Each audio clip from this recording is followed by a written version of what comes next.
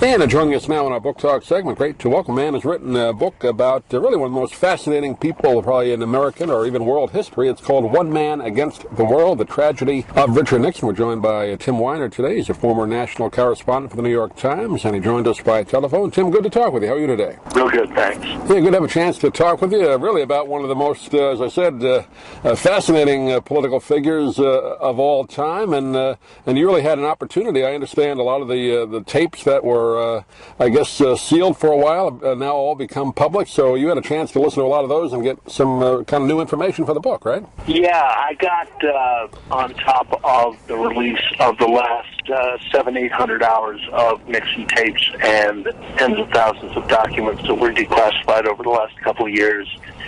And we now have, for the first time, a complete record of not only Nixon's tapes, but the documents from the White House, the Pentagon, State Department, and it's a new picture. It really did.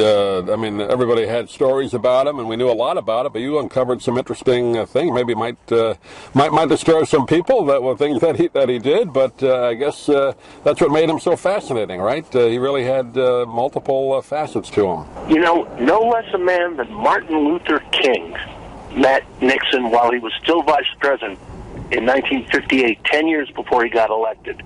And King wrote to a friend, "Nixon has a genius for convincing one that he is sincere. If Richard Nixon is not sincere, he is the most dangerous man in America." Now, Nixon had that genius, but he was also a very dangerous man. I always thought, and I was a kid when he was president, so I remember a little bit, but didn't obviously know the depth of it. But later on, looking back on him, he seemed to be the most brilliant, as far as went with foreign policy and knowing what was going on, than anybody I've ever heard. But you know, I guess that ego and paranoia, if you want to call it that, that's what got him into trouble, right? Well, even paranoids have enemies, my friend. And Nixon felt that he was surrounded by enemies. His great flaw was that he trusted no one. He didn't trust his Secretary of Defense. He didn't trust his Secretary of State. He didn't trust the Joint Chiefs of Staff. He didn't trust the CIA or the FBI. He didn't trust the generals, the admirals, the commanders, the spies, the diplomats who were trying to come up with a winning strategy in Vietnam. And what I now realize, after reviewing the full record, is this essential truth about Richard Nixon. If it were not for Vietnam, there would have never been a Watergate. Yeah, and you talk about it in the book in great detail, at times escalating the war in a sense with different bombing missions and all that, where he was kind of telling the public, trying to draw it down. So that went on longer than it needed to go on at that point. At least. Well, you see, Doug, he's fighting the war on two fronts. In Vietnam, he's using B-52 bombers. At home, against his political enemies, who were numerous, and whom he felt were as dangerous as the Viet Cong, he used a different kind of weapon. Not bombs, bugs, break-ins, burglaries, black bag jobs, political blackmail. And it was all to gain an overwhelming re-election in 1972, despite the fact that he had not ended the war in Vietnam. What was the most, if there was one thing, surprising thing when you went into this project? Because everybody has their, preconceived notions or memories of Richard Nixon, if you were alive at that time or you read about him. But you had an opportunity, like you said, to go through all these files of tapes. Any one thing that kind of surprised even you, as someone that has had a history of writing about politics? The man was a genius, and he understood his weaknesses as well as his strengths. For example, he's planning a summit with the Russians, right? Mm-hmm. No American president has ever set foot in the Kremlin.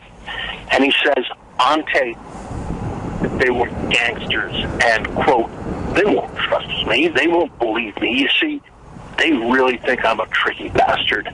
And they're right. Hence the name. As Tricky Dick all his political life. Now, on the other hand, this really shocked me when I got into the new tapes, which largely cover his second administration. He knew before he was sworn in for his second term in January 1973 that he was doomed. That the cancer that was spreading through his presidency was going to kill his political career. And a few months later, in May 1973, he's on the phone. He's talking to his new chief of staff, General Al Haig. It's after midnight. He's exhausted or drunk or both. He's slurring. And he's saying, wouldn't it be better to just pack it in and resign now? I mean, I can't fight this damn battle. But he did. And he fought it almost alone for another 15 months. And you can't, your heart goes out to the man. You talk in the book about his drinking, and there have been stories about that, but apparently was worse than most of us knew. How bad did his drinking get at times? Well, he was plagued by insomnia, and he treated it with alcohol. Bad idea. Mm-hmm. And there were times when we were in a serious state of global crisis. For example, in the fall of 1973, the Arabs and the Israelis have gone to war. The Soviets are shipping nuclear warheads to Egypt. Nixon is upstairs in his family quarters, drunk, asleep, and non-functional. And so 5 unelected officials led by Henry Kissinger put the U.S.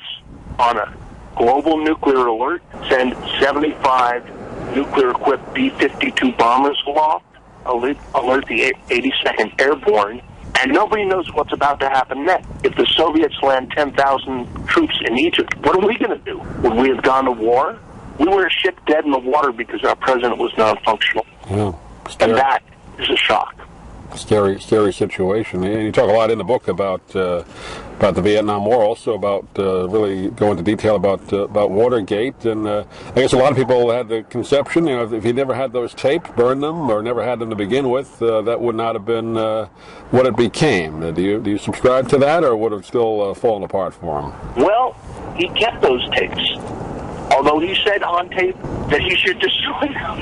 Right, I've heard that. And he also made a memo on a notepad after their existence was revealed at the Watergate hearings. Should have destroyed the tapes. But the question became, who was going to do it? He could have done it. It would have set off a constitutional cataclysm, but he could have done it. No one else could have. And he's in the hospital with viral pneumonia, and his aides are debating, well, are we going to pile them all, up on the White House lawn and have a bonfire? Great idea, somebody says. Who's going to strike the match? King Timoho? That was the president's not very faithful Irish setter. Right. And so they're stuck. They're trapped. Okay? They can't destroy the tapes. And the tapes lead to Nixon's downfall because they have proof that he has obstructed justice by trying to block the FBI's investigation of Watergate, by telling the CIA to instruct the FBI to back off because it's national security. Well, I know we have limited time today, but just touch on a couple of the topics. It really is a fascinating book, even though there's people that maybe weren't alive when Richard Nixon was around. You're going to learn a lot about American history here. If you're old enough to remember Nixon, it's worse than you recollect. Right.